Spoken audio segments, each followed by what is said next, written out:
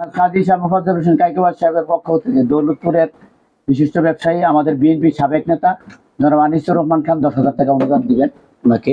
এটা উনি আমাকে জানিয়েছে যে ঢাকার পক্ষ থেকে দিব, এই জন্য ওনাকে ধন্যবাদ। তার সাথে সাথে আমি বলতে চাই, আপনারা যারা বিত্তবান আছেন, এই সমাজে যাদের সামর্থ্য আছে, এই শহীদ পরিবারগুলোর পাশে দাঁড়াবেন এবং যারা আহত হয়েছে, যারা ক্ষতিগ্রস্ত হয়েছে তাদের পাশে দাঁড়াবেন।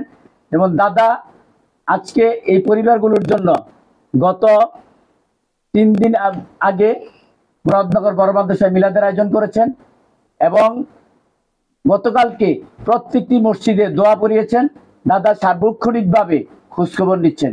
আপনারা সবাই দাদার জন্য দোয়া করবেন, আর এই শহীদ পরিবারগুলোর জন্য দোয়া করবেন। তাদের যে অপূরণীয় ক্ষতি হয়েছে তারা যেন ধৈর্য ধারণ করতে পারে, আল্লাহ যেন তাদেরকে ধৈর্য ধারণ করার শক্তি দেন।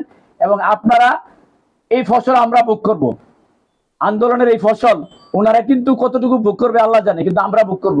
যেহেতু আমরা ভোগ করবো, আমাদের দায়িত্ব, ইসলামিক ভাবে আমাদের দায়িত্ব এই পরিবারগুলোর খবর রাখা। আমি এগুলো আমার কথা শেষ করছি। আল্লাহ হাফেজ।